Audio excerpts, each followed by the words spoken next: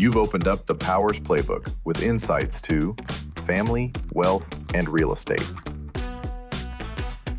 Welcome in, everybody. Another episode of the Powers Playbook.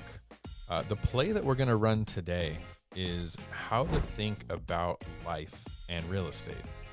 And what I mean by that is how to think about your real estate goals or dreams or something that you want to do in the context of how does it fit into your life. And the reason I wanted to bring this up is I think I hear a lot of people say in our day-to-day with, as many people as we talk to about buying, selling, investing homes is I want to time the market. Like I want to buy the house at the right time. I want to sell my house at the right time. I want to invest in real estate at the perfect time. And I'm here to tell you that is nearly impossible to do. Now, you may do a really good job at it, and I've got some stories to share with you on that. And you may do a really bad job at it. And I'm sure we all have a story on that. And I just wanted to bring this up because if you are waiting, for instance, until the market is at this price or interest rates are at that rate, or the overall economy is here or the political landscape is there, you're always going to be waiting. And if you can figure out how to time it perfect, you would be a millionaire. And you could stop whatever you're doing right now. We all could, and just live out the rest of our lives. Fine. Financial freedom in every capacity. And the fact is you just are never going to be able to time it exactly right. And so what I wanted to talk to you about is something that I like to say is playing the long game. And it's funny because I've had clients of mine and different people throughout the years that I've talked to about business, and they would say, Aaron, you play the long game. I like it. They brought it to me before I even realized what it was. But basically what it means is we just don't want to be caught up in what's happening only today, right? Like what's going to happen next? What's the reason we would make this decision today, and how would it affect us down the road?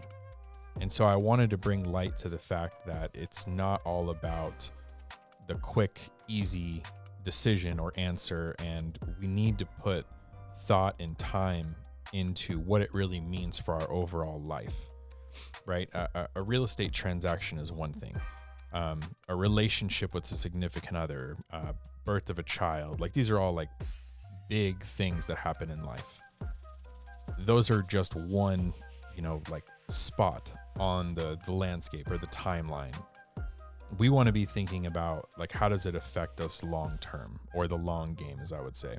I wanted to kind of point in on that because as soon as you think that the market is perfect for you to act, it's already changing, right? What I mean by that is if you decided to wait until, the interest rates hit 5%, when they hit 5%, I'm going to buy. Well, when you just make that decision to decide to buy, you have to then go find the house. You've got to get it under contract, and you've got to go through escrow to get it closed. And guess what's going to happen? The person who decides the day after you, they might get a better rate. So did you time it perfectly?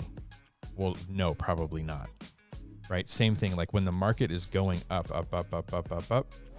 and it starts to curve. If we now know that the high point is here, but present time is already here, you're already down on what would have been the perfect time to buy or sell, for that matter. So it's just to bring into the fact of, I always tell people that the right time to do something is when you can do it, not when you're positioned perfectly to do it, because anything can change. So I don't think that there's a perfect time or you can time the market perfectly, but I do think that you can do the best for your individual or family situation in that moment, right? So I'm going to give you an example, a personal one, because it's mine. Emily and I, 2011, and we had no idea what we were doing. I was not in real estate in any capacity. We needed a place to live. She was renting an apartment with a friend. Hi, Ashley, if you're watching. I was renting a condo with a friend. Hi, Chris, if you're watching. Two super important people in our lives. And we were both coming up on a lease end. And we were, very serious at that time and really wanted to kind of like take the next step in life together. And we decided that we would get a house together. And with the wonderful help of my amazing in-laws, Rick and Phyllis, love you guys, they decided to help us with a down payment on our first house. And remember, this is 2011. So I don't know if you remember what the real estate market was like back then, but it was like almost the very bottom before it started to come back up. And we bought our first house. And I had no idea that it was a good decision or a bad one as far as the market is concerned. We made the decision because we needed a place to live and we had the means to make the payment and wanted a safety net. We also were able to help the family, in a sense, with an investment in real estate. Now, I didn't know what any of that meant back then, but we took the leap, and because we could do it and we were both working and had the money, we decided to buy the house. Now, fast forward, we bought that house for $142,000 in 2011. Fast forward 10 years, that house, we sold it 10 years later for $410,000. Okay, so keep that in mind. For those of you that were around and could make a real estate purchase back in 2011, who wishes they would have made more of them? If you're not watching and just listening, my hand is raised. I wish that I would have taken every single solitary dollar that I had and invested in real estate. But hindsight is great. Like, we don't know, right? We don't know. And so I think that's the reason why trying to time the market perfectly is really hard to do. Now, on the flip side of that coin, I have heard story after story of those who were in the market back in 04, 05, 06. If you remember what the market was like back then, it was going up like crazy. We basically broke the mortgage system in the United States, and we were giving loans to people that could not afford them. We were giving loans in the names of people's animals. People who were deceased were buying houses somehow. Like the whole system was just completely flawed and broken, and it crushed and completely ruined our economy and the entire housing market. Now, if you owned a house you purchased during that time, for most people, it did not work out good. It was an unfortunate time. But there are probably those that bought in 04 and sold in 05 and made a bunch of money, right? But if they tried to do it again in 06, it didn't work. And so that's why I think, what can we do that makes sense for you and your family from a real estate investment standpoint that is not going to break you if something goes wrong? I think that is how we want to think about it. Now, remember, you have to live somewhere, right? Like, most of us are going to live somewhere. We're going to be paying a monthly payment to live. That may be rent, it may be a mortgage. That is totally up to you, depending upon your situation. Those people who no longer could afford those homes, they likely still went somewhere and paid to live. So I'm just setting the example for you of, in every good, there's also bad, and vice versa. And what we want to do is, what is the best case scenario for you and your family as it stands today, and what can you do? If you cannot afford the payment or be qualified to buy what you want, so be it. Let's build a plan for you to rent short term so we can get you ready to potentially purchase and hope that the real estate landscape is more beneficial for you down the road. Maybe it's a year from now, maybe it's 2. But what I've found is that we have people who are disqualifying themselves from potentially doing something that could build amazing wealth for their family or their children and they're deciding to not figure out if they can or cannot because they either don't believe, don't know, don't understand, or just overall how to get started. I think that's really the key. Is I was giving this example actually to David earlier today, one of the members of our team. And I was telling him that if you came to a fork in the road, right, where you stop and you can go right or left, how do you decide which way to go? You need some sort of map, right? You need to understand, well, what is left and what is right before you can make that decision. Otherwise, you're just blindly going one direction without actually knowing what's on the other side, right? If you turn left and there's poisonous snakes, or you turn right and there's a glorious watering hole, which way would you want to go? I'm going right.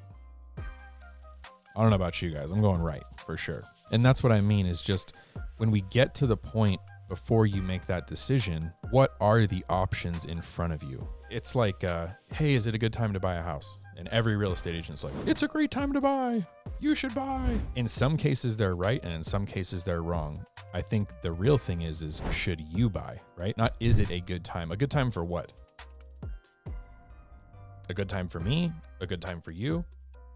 It could be different.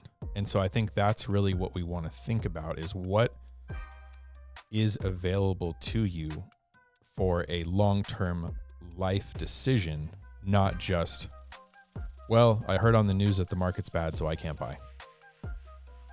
I heard on social media that somebody told me that the rates are too high, so I can't buy. I heard on, from my banker that I have to have 20% down so that I don't have mortgage insurance, and I don't have 20% down, so I can't do it. Let's not take that advice. Let's actually talk to the people involved in the business or the decision that you're looking to make, and let's get the education to figure out if you can actually do it or not. So that's what I would really like to push all of you to do, is let's understand what the options are before we just take whatever our cousins, brothers, uncle said to be true. Let's really figure out, can we do it? Because here's what I know. I don't think there's a single solitary person that I could ask who bought a house 10 years ago if they're happy that they did it 10 years ago or not. If you have owned a home for the last 10 years, you're in a pretty darn good equitable situation on that house, meaning you can make the decision for yourself what to do next. You can sell it and take the profit, right? You can take equity out and fix up the house. You could pay for one of your kids to go to college. Like, you name it. When you own and have assets available to you, you can now pick and choose from a wealth standpoint what you're able to do. If you don't, you only can make the decision of whatever you have available to you now in actual cash, which sometimes limits the opportunities for you to be able to borrow from other things. And so I just want to preface that to say, like, let's not let the market dictate the life decisions that we make. Let's allow what we want to do in our life to dictate the market decisions that we make. Knowing that we're doing this for the long term, or the long game, as I like to call it. Long game earns are never done in the short term. They can be if you get lucky, right? Like Emily and I, when we bought that first house, let's be honest, we got lucky. We just happened to buy at the right time. The thing that wasn't lucky is that we decided to do it, because we could have easily said, oh, we don't want to make that kind of long-term commitment. Let's just rent.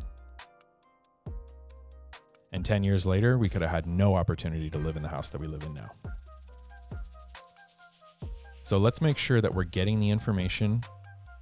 We're talking to the people who we trust, by the way, to give us the information, and making the best decisions that we can, not just for ourselves, but all of those that we affect. I don't know if you realize this, but you probably have a hand in the future of a lot of people in your life, more than you give yourself credit for. And so let's take some time and figure out those decisions based on what we want to do, not what's happening around us. I got another story for you. This story is about, I want to say my favorite clients, but are we supposed to have favorites? It's like having a favorite kid. We're not supposed to have favorites, right? One of my favorites, we'll say that. One of my favorites. Their names are Ryan and Jamie, and I hope they're listening. These two, I met at a condo, and gosh, I wish I could remember the price of this condo. I want to say it was like maybe $100,000, something like that, in Henderson. When we went and viewed it, it did not even have any flooring. And so they got an FHA 203K loan and basically bought the house in the event that they were going to then put the floor in and make it livable. And this is a loan that you can get through FHA that allows you to get into something that may need a little bit of work, but you basically put the work or upgrades into the price of the loan and pay them off with the rest of your mortgage. So anyways, they were young. They're younger than me. Gosh, should I tell you how old I am? I'm 37 years old, by the way.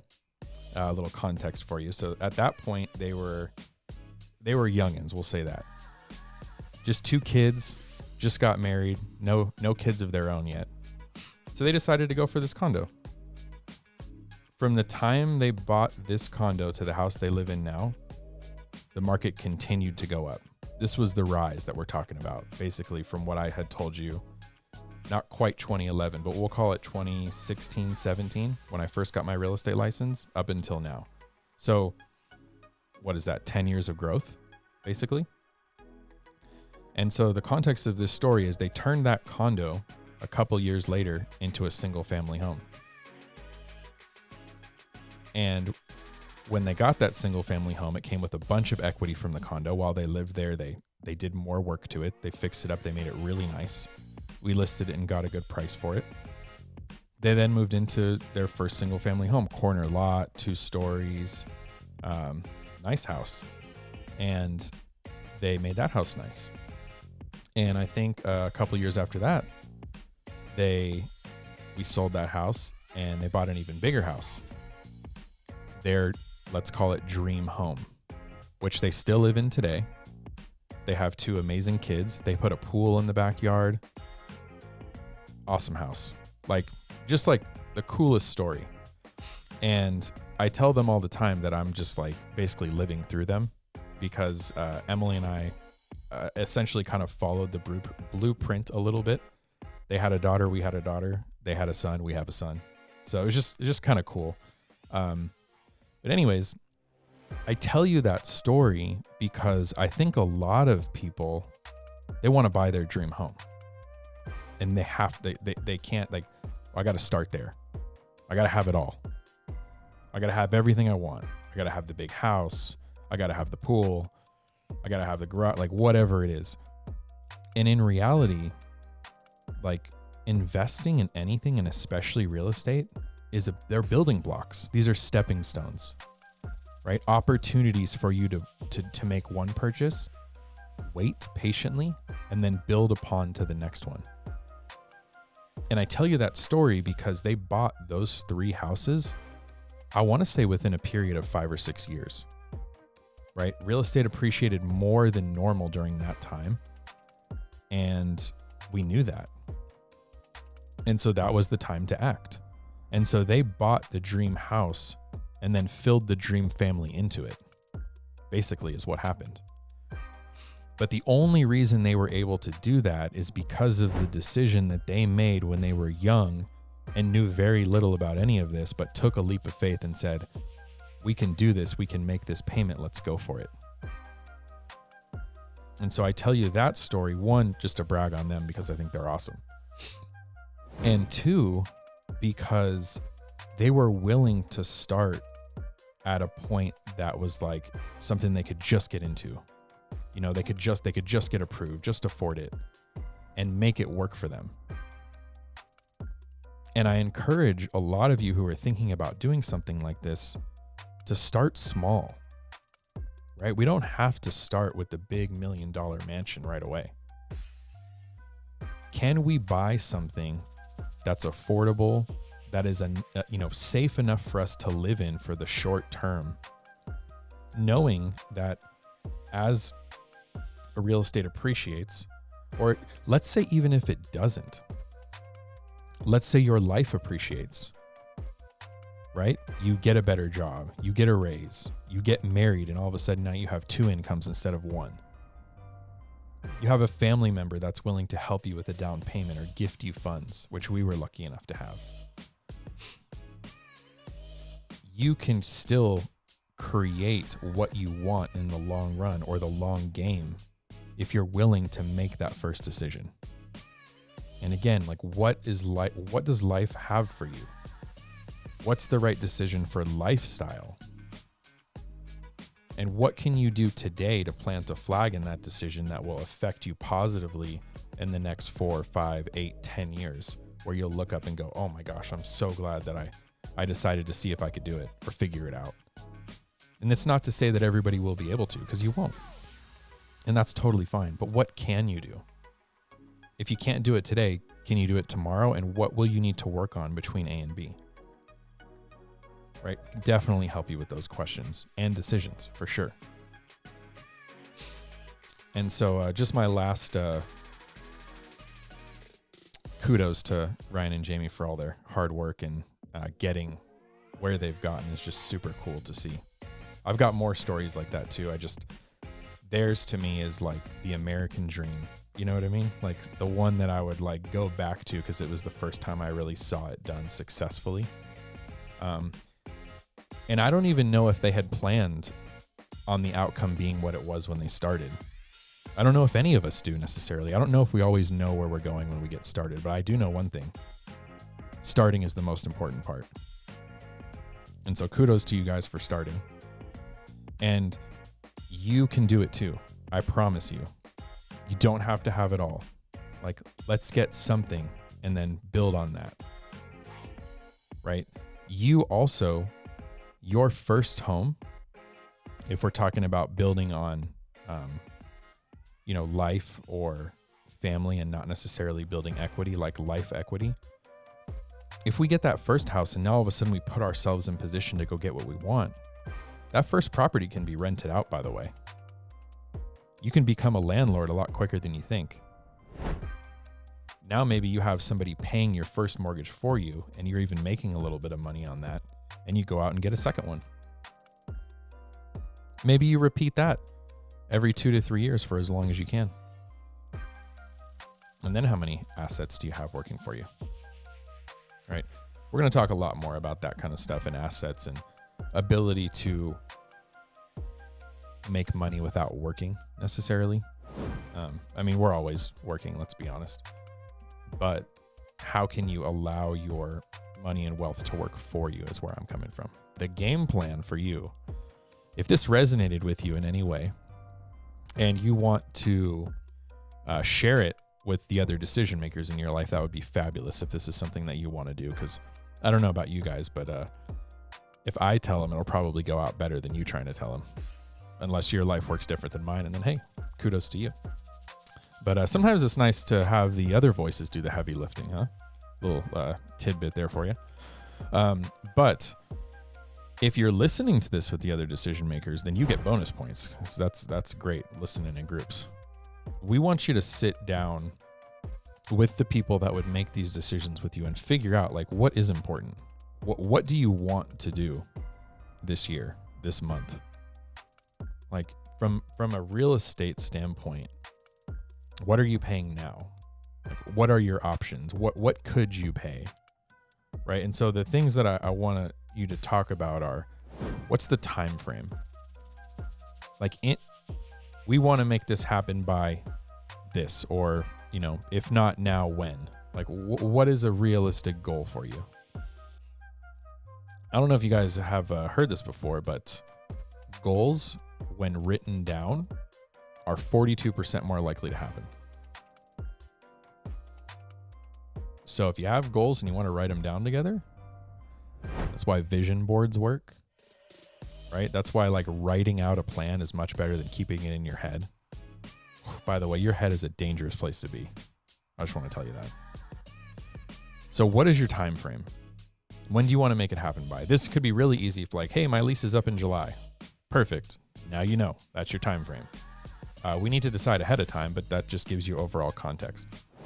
How much money do you have? And I don't mean like how much money do you have to like every dollar to your name, but how much money do you have to actually be able to use to invest in something, right? To purchase, to buy an investment property, your own primary residence, a vacation home, an Airbnb, whatever it is. How much cash do you actually have to put towards it? And then between now and that time frame you chose, how much could you realistically save? Okay. If you're paying cash, this is an easy one-to-one scenario. If you're not and you need to get a loan, now you will know, what could my down payment be? What could my monthly payment be? Right? We can talk about closing costs. That's probably a whole nother episode to understand what that is. You guys got to love that, right? Like, hidden fees. So closing costs are not hidden, but we like to group them all into this fun little package called closing costs. And like, what the heck is that? So how much do you have? And then what else do you need to do to get ready? Right? Meaning like, how are you paid? Have you done your taxes? Have you been at your job for a certain amount of time? Have you switched from salary to 1099 back to hourly? Have you had 7 jobs in the last 2 years? Like all of these things are going to matter. None of them exclude you, by the way. Not a single solitary thing I said means you cannot do it. We just need to know what's the overall landscape of what you're working with. Okay. So I tell the team all the time, there's usually 3 things that everybody is looking for to work out perfectly. One is time, the other is money, and the third one is credit. Those are generally the 3 things that you want to have understood that will either qualify or disqualify you from moving forward towards the purchase that you're looking to do. Okay? So sit down with the people that you love, the ones that you're going to decide with, right? This could be a spouse, it could be a brother, a sister, parents, boyfriend or girlfriend, if you like them enough. By the way, when Emily and I bought our first house, we were not even engaged yet. So if you know they're the one, go for it, guys. Come on. Do what you got to do. Make an investment and then enjoy life and do it for the right reasons. Make sure that you understand the commitment that you're making and dive in, right? Water's warm. Come on in. It's going to be okay. We're here to help you. If this resonated with you, please share it. Share it with anybody it could have an impact on. That's probably the most important thing to us, is trying to impact other people. If you have any questions or there's anything that we can help you with on real estate in Henderson or Las Vegas, email us, info@powersre.com, and we'd love to help you. Again, I'm Aaron Powers. Thank you guys for listening and watching, and we love you guys. Have a great day.